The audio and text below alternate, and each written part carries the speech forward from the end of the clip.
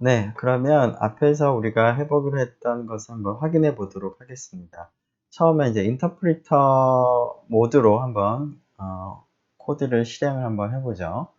자, 이 과정을 슈퍼 노트북에서는 많이 해봤으니까 어, 터미널에서 파이썬 노트북 인터프리터를 실행을 시켜서 한번 살펴보도록 하죠. 네, 여기다. 네. 자, 그럼 파이썬 3라고 하고, 자, 처음이 아마 아까 뭐였는지 지금 잠깐 보면 5였습니다. 5라고 타이핑하고 엔터 치면 익스프레션을 이벨리에이션을 하고 그 결과를 바로 보여주죠. 그 다음은 x equal 5 어사인먼트입니다. 네, 잠시만요. 네, 그러면 지금 어사인먼트를 이제 실행을 하더라도 x라는 변수를 생성을 했고, 그리고 x가 5를 가리키긴 했지만 뭐 눈에 보이는 그런 결과물은 없습니다. 자, 이때 x 더하기 1이라고 타이핑을 하고 엔터를 치면 이제 실제로 x가 생겼고 5를 가리키고 있기 때문에 x 플러스 1이라는 익스프레션을 이벨리에이션을 하면 6이 되고 그 결과를 인터랙티브 모드에선 직접 보여주는 것을 볼 수가 있습니다. 자, 이번에는 이것을 스크립트 모드로 한번 실행을 해보도록 하죠. 네, 일단 스크립트 먼저 작성을 해야 될 텐데 미리 하나를 작성했습니다. test2.py를 보면 이 5, x equal 5, x 플러스 1 앞에서 우리가 입력했던 내용을 그대로 스크립트로 작성을 했고, 자, 이것을 이제 실행을 해보기 위해서 여기서 혹시 파일이 잘 있나 확인한 다음에 test2.py가 있죠? 자, 인터랙티브 모드, 아니라 스크립트 모드로 실행을 하면 이렇게 실행을 하면 아무 결과가 나타나지 않습니다. 자, 이 상태에서 그러면 익스프레션들을 전부 다 출력을 할 수 있도록 프린트 문장을 사용해서 바꿔보죠. 자, 그 다음에 얘도 마찬가지고요. 자, x 플러스 1은 뭐 익스프레션은 아닌 거니까 이것은 뭐 값을 가지고 있진 않아서 프린트를 할 수는 없을 것이고요. 이 문장이 뭐 어떤 값을 가지고 있진 않으니까 이 값 자체를 이렇게 바꾼 다음에 세이브하고 다시 스크립트 모드로 실행을 해보면 5도 출력이 됐고 6도 출력이 된 것을 볼 수가 있습니다. 자, 물론 다음에 뭐 또 얘기하면서 얘기를 하겠지, 그러니까 앞으로 더 얘기하겠지만 앞에서 이런 스테이트먼트는 값을 가지지 않는다고 했는데요. 자, 이렇게 프린트문을 쓰게 되면 어떻게 되는지 한번 보도록 하죠. 다시 세이브를 하고 실행을 해보면 네, 지금 보니까 네, 좀 이상한 뭐 에러가 났죠, 그죠? 그래서 지금 이 스테이트먼트 자체가 값을 가지는 것이 아니고, 그리고 프린트 문장을 쓸 때 이렇게 쓰면 이제 좀 잘못된 그런 방법이어서 이제 오류가 나는 것을 볼 수가 있습니다. 네, 그래서 네, 지난번 마지막에 우리가 확인하기로 했던 연습은 마무리를 하도록 하고요. 다시 원래 슬라이드로 돌아가서 계속 생각을 해보면, 그 다음 생각해 볼 거는 이제 order of operations, 우리말로 하면 연산의 order, 순서가 되겠습니다. 자, 여러분들이 이제 여러 개의 계산을 할 때, 즉 어떠한 expression 식 하나에 식은 이제 value와 variable과 operator가 막 섞여 있는 것인데, 그 안에 오퍼레이터가 2개 이상이 되는 경우에 여러 개 오퍼레이터 연산 중에서 무엇을 먼저 할지를 이제 알아야 되겠습니다. 여러분도 물론 알아야 되겠지만 이 코드를 실행하는, 즉 컴퓨터 입장에서도 이제 판단을 할 수 있어야 되겠죠.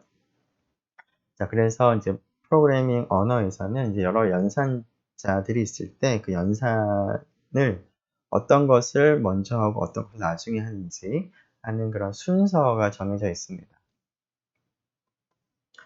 자, 그 순서에 맞춰서 이밸류에이션이 일어나는데요.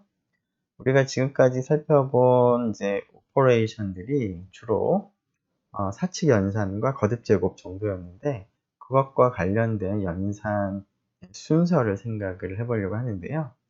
우리가 흔히 알고 있는 수학적인 오퍼레이터이기 때문에 파이썬에서도 그러한 수학적인 오퍼레이터에서 흔히 생각하는 순서를 그대로 따릅니다. 즉, 우리가 수학 오퍼레이션에서 덧셈, 뺄셈보다는 곱셈과 나눗셈을 이제 우선해서 하는 것이죠. 자, 그런 것들을 이제 요약을 하면 펜다스라고 이제 기억을 하면 그것을 이제 어떤 순서다라는 것을 좀 알 수 있을 것 같은데요. 자, P가 의미하는 바는 펜다스에서 P가 의미하는 바는 parenthesis, 괄호입니다. 즉, 괄호가 있으면 괄호 안에 있는 연산을 먼저 한다라는 것이죠. 자, 일반적인 그 수학에서도 그랬습니다.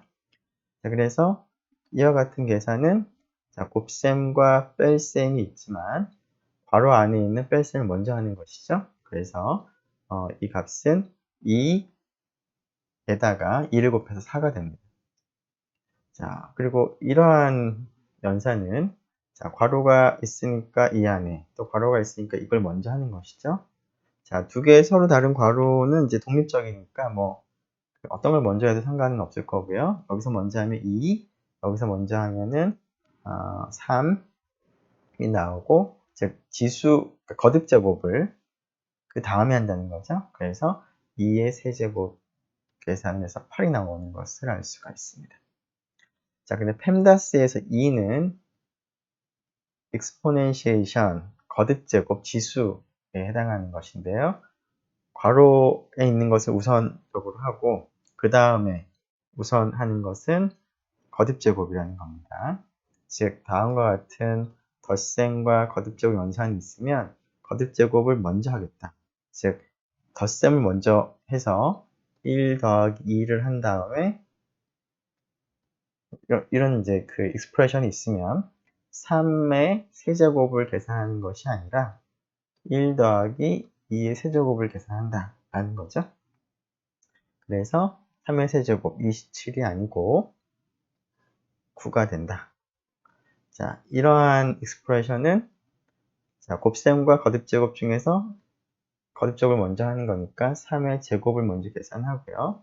그 값과 이 값을 곱하는 거니까 9, 29, 18 이렇게 되겠죠? 그래서 36이 아니라 즉 곱셈을 먼저 하게 된다면 6의 제곱을 해야 될 것 같은데 그렇게 하는 게 아니다라는 겁니다. 그 다음에 펜다스에서 MDAS는 M은 곱셈, multiplication, D는 division인데요. AS에서 A는 덧셈, addition, S는 subtraction. 즉, MD가 AS보다는 먼저 한다. 그래서 곱셈, 나눗셈을 뺄셈, 덧셈보다는 우선적으로 한다. 다음과 같은 expression은 곱셈과 뺄셈이 있는데 곱셈을 먼저 하는 거니까 6 마이너스 1, 즉 5가 된다는 거죠. 뺄셈을 혹시라도 먼저 하게 된다면 2가 되고 곱셈을 나중에 하게 되면 4가 되는데 그렇게 하는 게 아니다. 자, 여기서도 덧셈, 나눗셈이 있는데 나눗셈을 먼저 하는 거니까 2가 되고 뒷부분이 그리고 나서 6하고 더하는 거니까 8이 되는 거죠. 혹시라도 잘못 한다면 4를 먼저 6과 4를 더하는 걸 먼저 하는 건데 그러면 10이 되고 10 나누기를 한다면 이제 5가 되는 거죠. 그렇게 하는 게 아니다라는 거죠. 그래서 펜다스라고 이제 기억을 하면 되겠습니다. 근데 뭐 이것은 뭐 별다른 게 아니라 우리가 흔히 수학에서 하는 그런 연산 순서와 동일한 연산 순서를 파이썬에서도 따른다라는 겁니다. 자, 이렇게 이제 연산 순위가 다른 경우에는 이와 같이 이제 우선순위가 더 큰 것을 먼저 하는데요. MD에서 M하고 D는 우선순위가 동일합니다. AS에서 A하고 S는 우선순위가 동일합니다. 우선순위가 동일한 다른 연산을 하거나 아니면 동일한 연산인데 그 여러 개를 하는 경우가 있을 텐데 그런 경우에는 이제 어떻게 하느냐를 생각을 해보면 같은 연산의 그 순위를 가지고 있을 때는 항상은 아니고 대부분 왼쪽을 먼저 하고 그 다음에 오른쪽으로 옮겨가면서 연산을 합니다. 한 가지 익셉션이 거듭제곱만 반대로 합니다. 즉 오른쪽을 먼저 하고 왼쪽을 나중에 합니다. 자, 이게 무슨 얘기인지 한번 지저분하니까 지우고 보도록 하죠. 자, 지금 여기 디그리라는 게 하나의 변수라고 하고요. 이와 같은 이제 연산이 있으면 나눗셈과 곱셈이 있죠.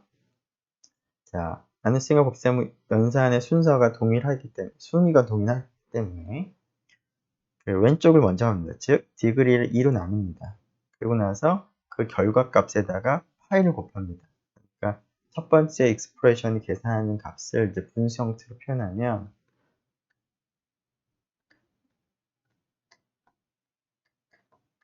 어떻게 계산하는 거죠? 자, 이 녀석을 어떻게 될까요? 자, 괄호가 있으니까 괄호 안을 먼저 하는 거죠. 그러면 2 곱하기 파이를 계산하고 그 값으로 나눗셈을 하는 거니까 두 번째 익스프레션을 분수 형태로 쓰면 이와 같은 계산을 하는 거고요. 그 다음에 줄바꿈이 되어 있는데 자, 나눗셈 같은 연산자입니다. 따라서 순위가 동일하고 따라서 왼쪽을 먼저 합니다. 즉 디그리를 2로 나누고 그 결과를 다시 또 파이로 나눕니다. 따라서 그 세 번째 익스프레션은 결국 분수로 표현을 했을 때 이것과 동일한 값을 가지는 계산을 하겠습니다. 그래서 이것과 이것은 완전 다르죠? 자, 여기 곱하기 파이는 분자에 이제 곱하는 거, 왼쪽에 있는 값에다가 이제 곱하는 것이고, 우리가 이제 이런 형태를 원한다면 지금 여기도 나눗셈, 여기도 나눗셈이 돼야 된다 하는 겁니다. 자, 대부분은 이렇게 하는데요. 그 왼쪽 먼저 하고 오른쪽 먼저 하는데 우선순위 같을 때는 지수는 그렇지 않다고 했죠? 자, 지수는 오른쪽 먼저 합니다. 지금 여기 있는 2 거듭제곱 3 거듭제곱 2 거듭제곱이 지금 왼쪽에도 있고 오른쪽에도 있는데 거듭제곱 자체는 같은 것이니까 우선순위가 동일합니다. 근데 우선순위가 동일할 때는 앞에 걸 먼저 할지 뒤에 걸 먼저 할지 즉 왼쪽을 먼저 할지 오른쪽을 먼저 할지 뭔가 기준이 있어야 되는데 그 거듭제곱에서는 오른쪽을 먼저 합니다. 따라서 3의 제곱 계산을 먼저 합니다. 이 계산을. 그러면 9가 되겠죠? 그러고 나서 그 다음 거듭제곱 계산합니다. 그러면 2에 여기가 9니까 2의 9제곱 즉 512가 되겠죠? 512가 나오는 겁니다. 근데 만일에 앞에 있는 거듭제곱, 왼쪽에 있는 거듭제곱을 먼저 한다면 2의 세제곱을 하는 것이고요. 다시 그것에 제곱을 하는 거죠. 왼쪽을 먼저 하고 오른쪽을 그 다음에 한다면 그러면 8의 제곱이니까 64가 나와야 되는데 지금 여기서는 64가 아니라 512가 나옵니다. 자, 그것은 한번 확인을 한번 해보도록 하죠. 네. 일단은 확인하고 다시 돌아옵시다.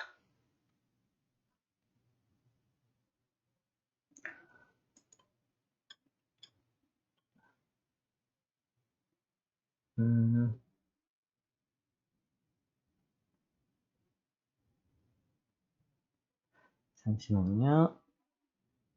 네, 나왔죠? 네.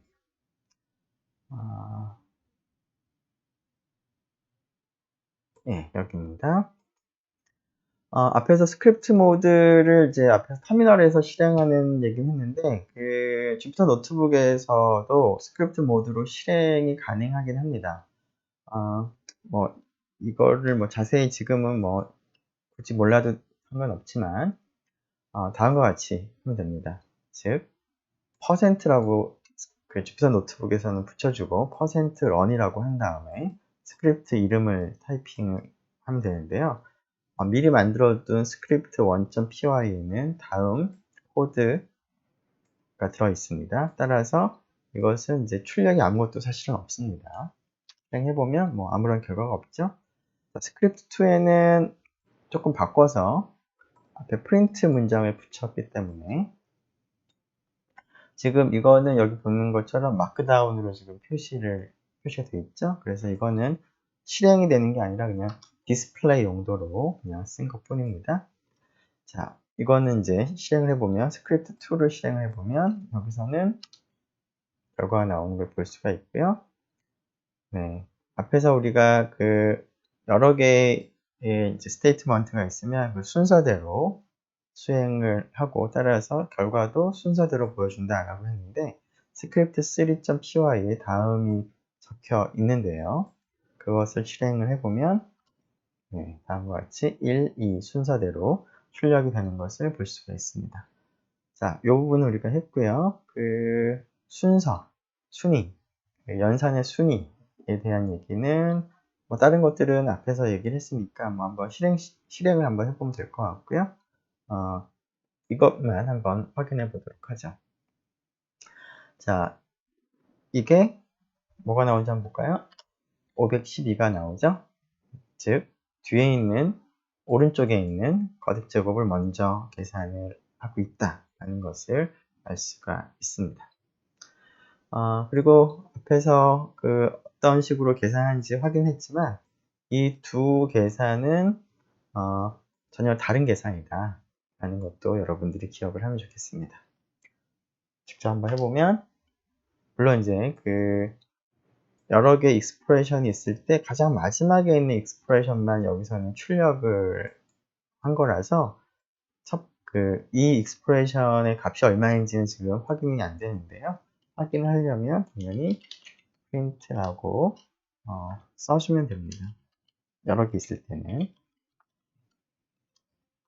지금 인터랙티브 모드라고 생각을 하면 되는데 주피터 노트북 자체도 여기서는 이제 그 보여주긴 하지만 익스프레션을 가장 마지막에 있는 하나만 보여주기 때문에 2개 이상을 우리가 확인하고자 할 때는 프린트 문을 쓰면 되겠습니다. 그래서 두 결과가 완전 다르죠? 네. 그러면 다시 슬라이드로 넘어가 보도록 하죠.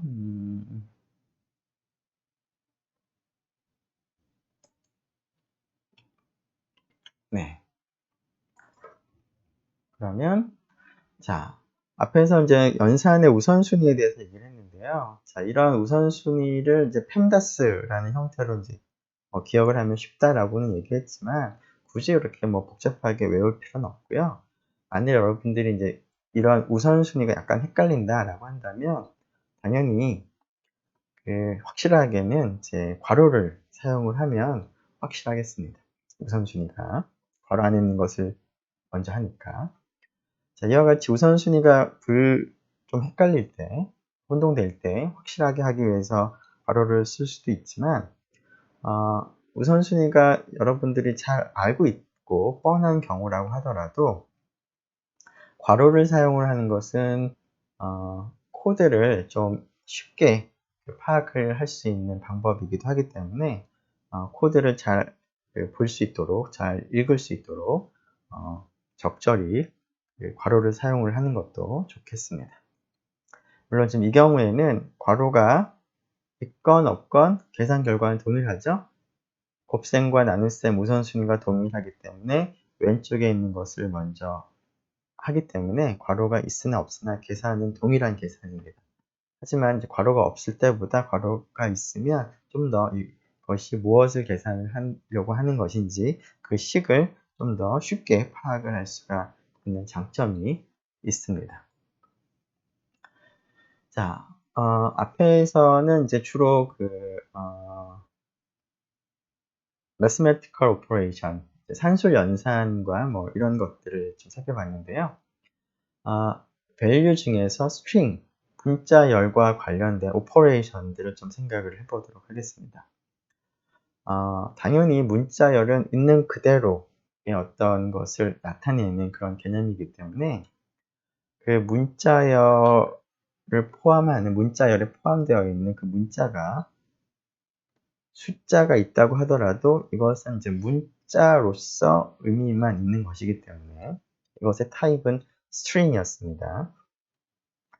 우리가 예전에 타입이라는 함수를 사용해서 따옴표를 하고 이를 쓰더라도 인티저 타입이 아니라 스트링 타입이다 라고 얘기를 했었습니다. 따라서 이러한 뺄셈이나 나눗셈, 곱셈이라고 하는 것이 의미가 없는 그런 것이죠. 그래서 이런 것들은 계산을 할 수가 없습니다. 당연히 이렇게 하려고 하면 이제 오류가 발생을 합니다. 자, 그런데 이러한 그 사칙 연산들 중에서 이 문자열과 관련해서 사용할 수 있는 연산자가 있는데요. 두 가지가 덧셈 기호와 곱셈 기호는 쓸 수가 있습니다. 물론 이제 곱셈 기호는 여기서는 사용 못 하는데요. 여기서는 에러가 발생을 하는데, 곱셈을 쓸 수 있는 상황이 있습니다. 일단 덧셈을 보면, 덧셈은 문자열과 문자열을 덧셈한 형태로 쓸 수가 있습니다. 첫 번째 문자열 다음에 더하기 기호를 쓰고, 두 번째 문자열을 쓰게 되면, 이때는 이제 아무런 오류가 생기지 않는데요. 자, 이때 덧셈이라고 하는 연산자가 의미하는 바는 이 두 개의 문자열을 이어 붙여라. 영어 표현으로 string concatenation, 문자열을 이제 이어 붙이는 거예요. 이어 붙인다는 얘기는 앞에 있는 문자열과 뒤에 있는 문자열을 붙여서 하나의 새로운 문자열로 만드는 그런 과정입니다. 자, 예를 들어서 first라고 하는 변수를 만들고 throughout라는 string을 가리키게 하고요. second이라는 변수를 만들고 wobbler라는 string을 가리키게 한 다음에 first 더하기 second라고 하면은 에러가 발생하지 않고 이 expression이 이제 우리가 계산을 할 수가 있는데 evaluation 해보면 이 두 개의 문자열을 붙여서 하나의 문자열을 만듭니다. 물론 이제 first는 아직 first가 가리키고 있는 through 자체가 변하는 건 아니고요. 워블러도 마찬가지입니다. 새로운 그 문자열이 만들어지는 건데요. 기존의 두 개의 문자열을 붙여서 연결을 해서 새롭게 만듭니다. 자, 이 expression 같은 경우에는 지금 인터랙티브 모드에서 지금 쓰고 있기 때문에 expression을 evaluation 하고 그 결과를 바로 보여줍니다. 자, 덧셈은 string concatenation 이다라고 기억을 하면 될 것 같고요. 자, 곱셈은 앞에서는 안 된다고 했는데 곱셈이 되는 경우가 곱셈을 쓸 때 문자열과 문자열의 곱셈은 어떻게 해야 될지 당연히 잘 의미가 없겠지만 문자열과 정수의 곱셈은 의미가 있습니다. 할 수가 있습니다. 자, spam이라는 스트링과 문자열과 곱하기 3을 하게 되면 spam이라는 이 문자열이 3번 반복되는 그런 문자열이 만들어집니다. 즉, 앞에 있는 문자열을 이만큼 반복하는 겁니다. 자, 이러한 형태로 이제 곱셈을 사용을 하려면 앞에서는 이런 건 안 됐었는데, 즉 앞에 있는 것도 문자열이고 뒤에 있는 것도 문자열이면 곱셈을 사용할 수가 없지만 두 개 중에 하나가 문자열이고 나머지가 정수면은 이런 곱셈이 가능합니다. 자, 그런데 이러한 정수들의 덧셈과 정수들의 곱셈을 우리가 이제 이런 식으로 파이썬에서는 사용할 수가 있는데 그것은 실제 수학에서 숫자들의 덧셈, 숫자들의 곱셈에서와 유사한 방식으로 동작을 하는 것이라는 것을 여러분들이 파악을 할 수가 있을 것 같습니다. 무슨 얘기냐면 정수들의 곱셈과 덧셈을 생각을 해보면 4 곱하기 3이라고 하는 것은 4를 3번 더하는 것과 마찬가지죠. 그래서 4 곱하기 3이나 4 더하기 4 더하기 4나 정수의 덧셈에서는 동일합니다. 자, 이러한 것처럼 스트링과 정수의 곱셈도 비슷하게 한 것이죠. 즉, string spam과 3을 곱하는 것은 spam이라고 하는 것을 3번 더하는 것과 동일한 효과가 있도록 파이썬에서 약속을 한 거다라고 여러분들이 기억을 하면 숫자에서 정수에서의 곱셈과 덧셈의 관계가 여전히 성립하도록 문자에서의 덧셈과 문자에서의 곱셈을 약속을 했다라고 기억을 하면 이 곱하기 얼마라고 하는 것과 이 덧셈이라고 하는 것을 쉽게 기억을 할 수 있을 것 같습니다. 자, 이와 같이 문자열과 정수의 곱셈이 정수들의 곱셈, 덧셈과 유사한 점이 있는데요. 당연히 다른 점들도 많이 있습니다. 자, 어떠한 점이 정수의 덧셈, 곱셈과 문자열과 정수의 곱셈이 다른 그런 성질들은 어떤 게 있을지 한번 생각을 해보면 좋을 것 같습니다. 어떤 게 있을까요? 네, 답을 미리 얘기를 하면 교환 법칙 입장에서 생각을 해보죠. 자, 정수에서는 2 더하기 3이나 3 더하기 2나 같습니다. 그런데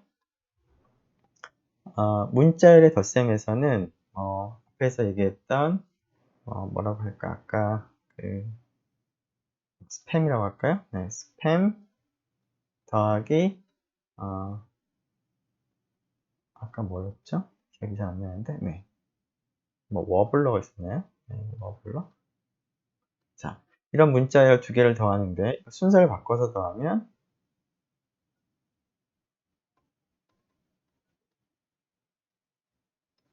이렇게 되겠죠? 자, 이 결과와 이 결과가 서로 다릅니다. 그냥 순서대로 그대로 이어붙이는 것이라서 두 결과가 다르겠죠? 그래서 유사한 점도 있고 차이점도 있다. 라는 것을 알 수가 있습니다. 자, 다음으로는 파이썬의 이제 계산과 관련된 그런 기능은 아니지만 유용하게 사용되는 커멘트, 우리말로 주석에 대해서 생각을 하겠습니다. 자, 여러분들이 이제 프로그래밍을 지금까지는 기껏해 한두 줄 정도밖에 안 되는데 이제 실제로 의미 있는 그런 프로그램을 작성을 이제 하게 되면 그런 프로그램이 점점 커지고 따라서 그 코드를 이해하는 것도 힘들어지고 그리고 굉장히 코드 자체가 복잡해집니다. 따라서 이제 그 코드를 작성을 하고 나서 나중에 그게 무슨 일을 하는 코드인지를 이제 읽어보면 이해를 하려고 한다면 굉장히 이해하기가 어렵게 됩니다. 더군다나 앞에서 우리가 얘기한 것처럼 프로그래밍 언어는 포멀 랭귀지인데 이런 포멀 랭귀지는 덴스하죠. 그 하나하나를 잘 읽어야 됩니다. 따라서 어떤 코드를 읽을 때 코드의 일부를 보고 나서 그 코드가 무슨 일을 하는지 알아내는 것은 굉장히 어렵습니다. 뿐만 아니라 그냥 그 코드 자체는 무슨 어떤 일을 하는지 그냥 단편적으로는 알 수 있지만 도대체 전체 그 프로그램 상에서 그 코드가 의미하는 바라던가 왜 그 일을 하는지 하는 것에 대해서 금방 알기가 쉽지가 않습니다. 따라서 이제 이런 코드만을 작성하는 것이 아니라 프로그램을 작성할 때 여러분들이 이제 쉽게 알 수 있는 그 자연어, Natural Language가 되겠죠.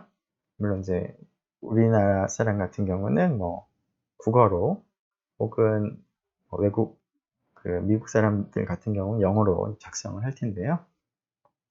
이런 자연어를 사용을 해서 내가 지금 작성한 코드가 프로그램이 어떤 일을 하는 것인지 하는 것을 설명하는 그러한 노트를 작성을 할 수가 있습니다. 자, 이렇게 노트를 작성을 하게 되면 나중에 그것이 무슨 일을 하는지 금방 파악을 할 수가 있는 장점이 있죠. 자, 이러한 노트를 우리가 코멘트라고 부릅니다. 자, 우리말로 주석이라고 하는데요. 자, 이 코멘트는 사람이 그 코드를 이해하기 위한 용도로 우리가 설명을 달아주는 것이고, 컴퓨터가 코드를 실행할 때는 무시를 해야 되겠습니다. 왜냐하면 그것은 코드의 일부가 아니기 때문에. 따라서 컴퓨터가 수행하는 코드와 주석은 구분이 되어야 될 텐데요. 파이썬에서 기존의 코드와 주석을 구분하는 방법은 그 앞에 샵이라는 기호를 붙이는 건데요. 다음과 같이 샵이라고 쓰고 뒤에 적당히 이제 설명을 합니다. 그리고 나서 줄을 바꿔서 어떤 어사이먼트를 이제 작성을 했는데요. 물론 이 어사이먼트를 보면 오른쪽은 expression이고요. 자, 그 expression이 가지는 값을 percentage라고 하는 변수에 이제 할당을 하는 어사이먼트를 작성을 했는데, 이렇게 그 샵으로부터 출발하게 되면 뒤에 샵 다음에 나오는 것은 주석이라고 간주를 하기 때문에 이 코드를 실행할 때는 이러한 것은 전혀 신경 쓰지 않습니다. 그래서 이런 것들은 코드가 아니기 때문에 이거 그냥 넘어가고 이 코드만 실행을 합니다. 그런데 만일에 샵을 붙이지 않게 된다면, 이게 없다면 컴퓨트라고 하는 그런 일종의 명령어 같은 게 있다라고 판단을 할 텐데, 이런 것은 없기 때문에 그리고 지금 여기 있는 것이 전부 다 이제 공백으로 띄워져 있기 때문에 이런 것은 이제 파이썬 프로그램에서 허용되는 그러한 구조는 아니기 때문에 에러가 납니다. 그래서 주석을 코드랑 구분하기 위해서는 샵을 붙여야 되겠습니다. 자, 물론 그 주석을 다는 방법은 이와 같이 가장 시작하자마자 샵을 달고 그 뒤에 설명을 다는 것도 한 가지 방법이고요. 자, 이와 같이 코드를 먼저 쓰고 그 다음에 샵을 쓴 다음에 설명을 다는 것도 한 가지 방법입니다. 자, 이러한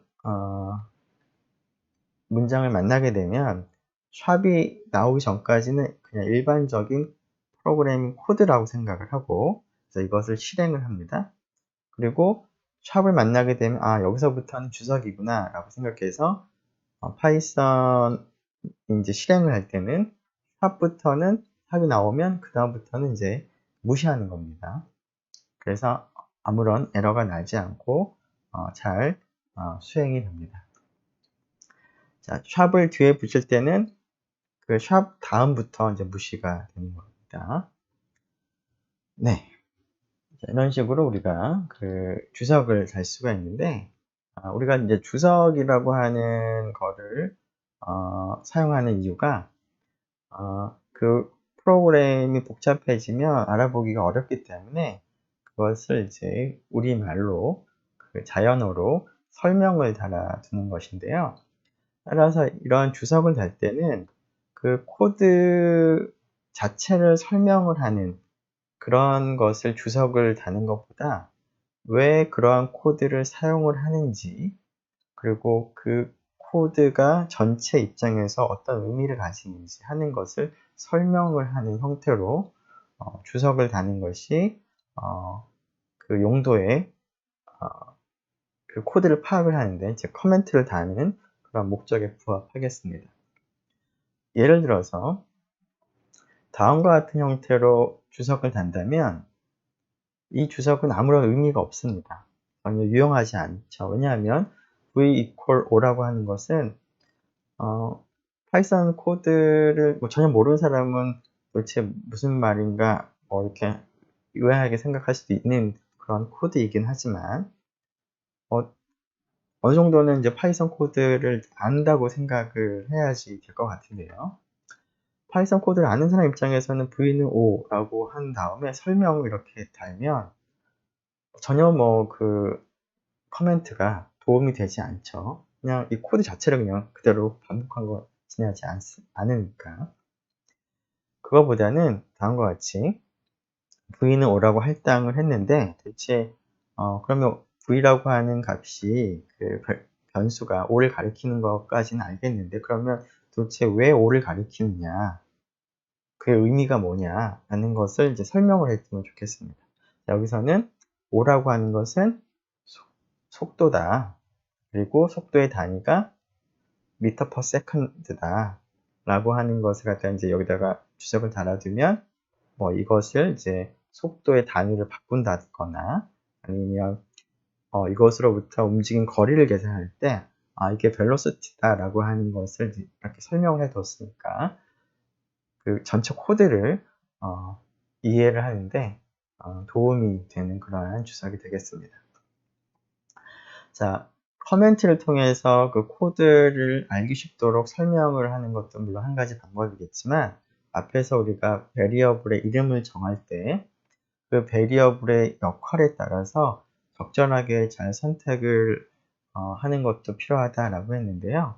즉, 그 각각의 그 베리어블에 적합한 좋은 이름을 선택을 하게 되면 이러한 주석을 갖다가 이제 다는 일을 조금 줄일 수가 있습니다. 즉, v라는 변수보다는 가능하다면 velocity라고 하는 조금 길지만 이런 변수 이름을 쓴다면 그리고 오라고 한다면 velocity라고 썼으니까 이 변수는 뭔가 속도를 가리키고 있구나 하는 것을 이제 굳이 주석을 달지 않아도 알 수가 있겠습니다.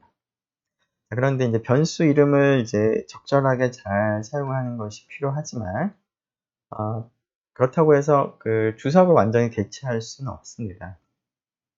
변수 이름을 이제 통해서 잘 설명을 하려면 어쩔 수 없이 변수 이름이 길어질 수밖에 없는데요. 변수 이름이 길어지게 되면 식을 우리가 타이핑을 하거나 하는데 여러 가지로 번거로운 점도 있기 때문에 변수 이름을 잘 선택하는 것과 주석을 잘 사용하는 것은 적절히 잘 선택을 해서 우리가 코드 작성하는데 유용하게 사용하는 것이 필요하겠습니다. 자, 마지막으로 일단 커멘트를 한번 좀 사용하는 것을 잠깐 코드를 이용해서 보도록 하죠.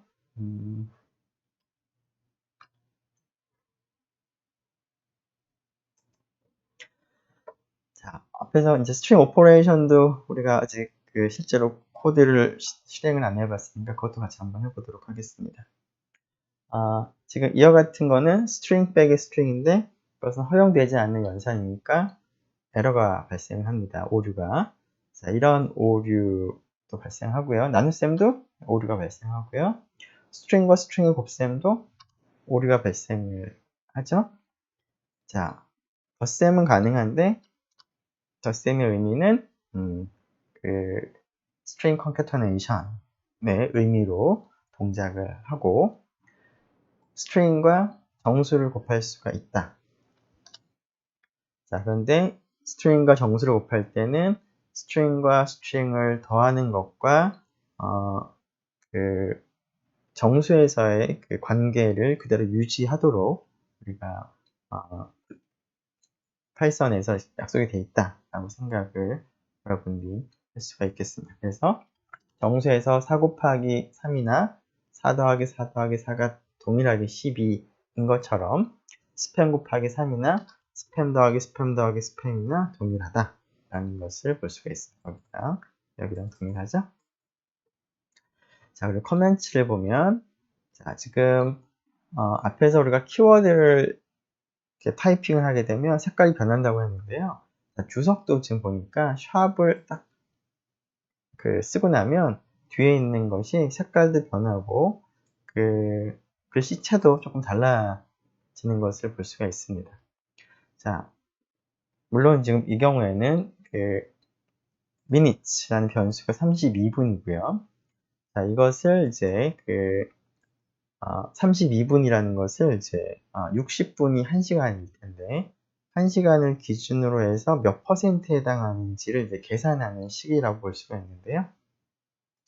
자, 그래서 이 계산을 해보면 물론 이제 퍼센티지가 이제 계산만 했고 출력은 되지 않았는데 출력을 해보려면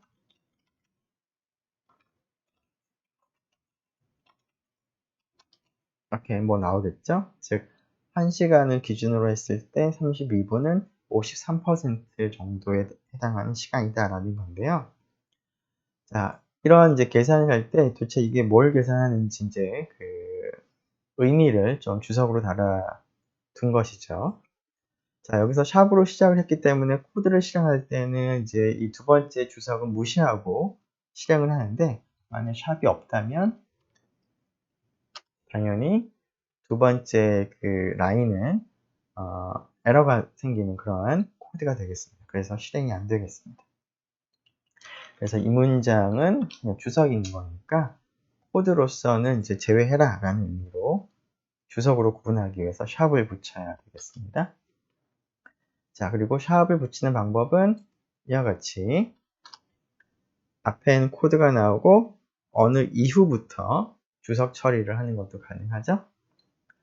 자, 그리고 앞에서 마지막으로 설명한 것이 무엇을 이 코드 자체를 설명하기보다는 이 코드를 왜 하는지 그 전체 프로그램 맥락 하에서 이 코드가 어떤 일을 하는지를 설명을 하는 것이 의미가 있겠다는 것도 앞에서 살펴보았습니다. 자, 그러면 이제 다시 슬라이드로 넘어가서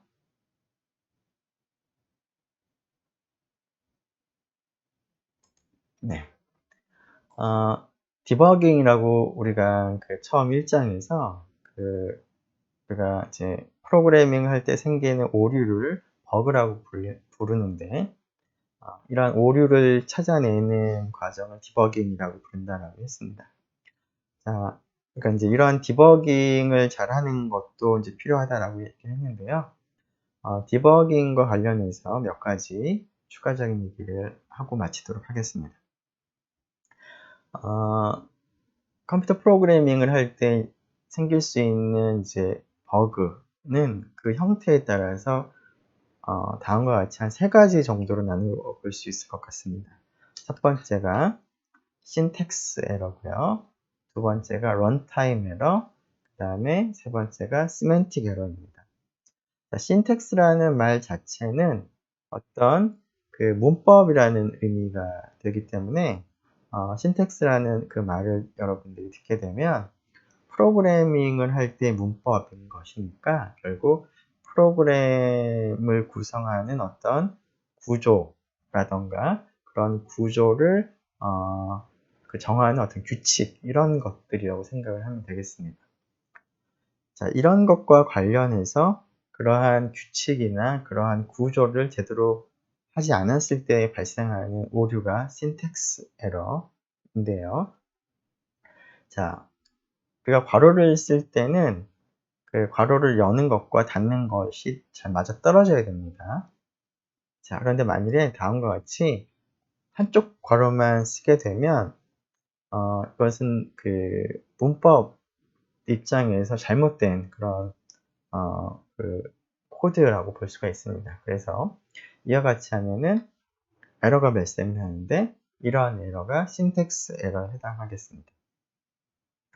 자, 여러분이 코드를 작성을 하고 만일에 이제 이러한 구조적인 문법적인 오류가 어딘가 있다면, 여러분이 작성한 그러한 프로그램에 이러한 신텍스 에러가 있다면 여러분들이 이제 타이핑을 할 때는 당연히 계속 수정을 할 수 있는 거기 때문에 아무런 반응이 없다가, 그것을 이제 실행을 하려고 한다면 파이썬이 이제 쭉 그 코드를 이제 팔싱을 합니다. 팔싱을 하면서 문법적인 오류가 있게 되면 그 문법적인 오류가 있다고 그 오류 메시지를 보여주고 그 파이썬이 실행하는 것을 멈춥니다. 자, 그렇기 때문에 이러한 신텍스 에러가 있는 것은 처음부터 끝까지 그 프로그램을 다 수행할 수는 없습니다. 자, 이러한 신텍스 에러는 이제 여러분이 처음 이제 프로그래밍을 이제 시작을 하게 되면 이러한 이제 문법이나 구조에 익숙하지가 않기 때문에 이러한 에러들을 많이 이제 만나게 될 텐데, 그런 에러를 많이 발생시키게 될 텐데요.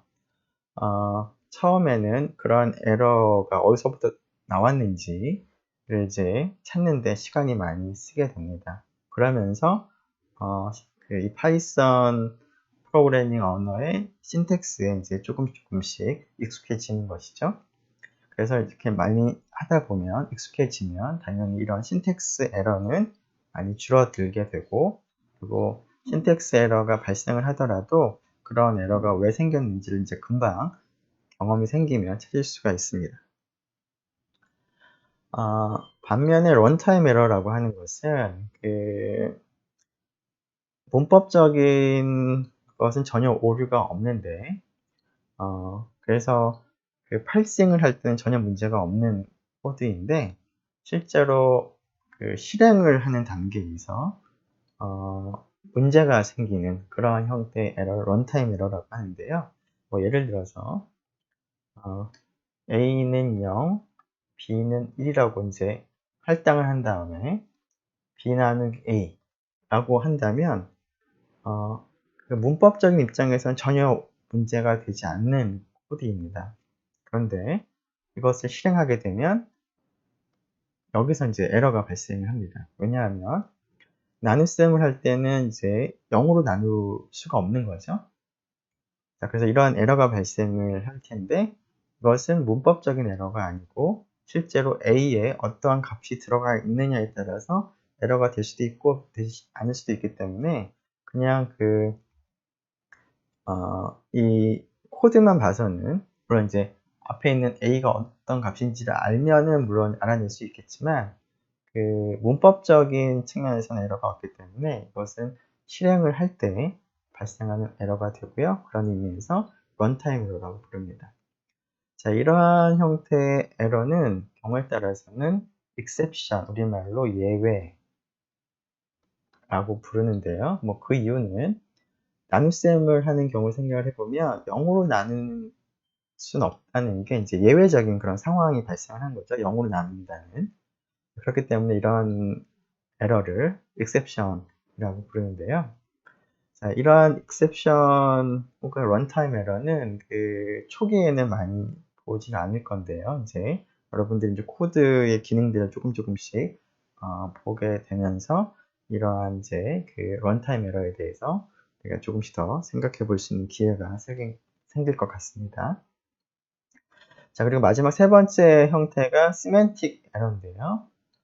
시멘틱이라는 말 자체가 어떤 의미를 가지는 거죠. 어떤 문장의 의미. 자, 그래서 시멘틱 에러는 앞에서 얘기했던 신텍스 에러나 런타임 에러처럼, 런타임 에러도 실제로 이제 실행을 하게 되면 에러 메시지가 발생을 합니다. exception, 어떤 exception이 발생했는지 알 수가 있는데, 시멘틱 에러 같은 경우는 에러 메시지가 전혀 없습니다. 그 이유는 시멘틱 에러라고 하는 것은 전혀 문제는 없지만 여러분이 원하는 그런 계산을 제대로 못한 그런 상태에서 발생하는 그런 에러를 시멘틱 에러라고 부릅니다.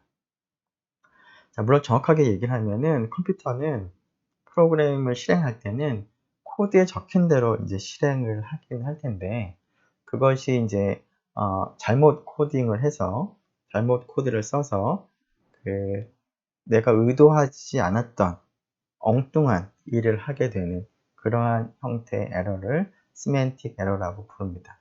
당연히 이런 것은 에러 메시지가 없기 때문에 시멘틱 에러가 발생했을 때 그 시멘틱 에러를 어디서 발생했는지 그런 것들을 찾는 것은 굉장히 좀 힘들고요.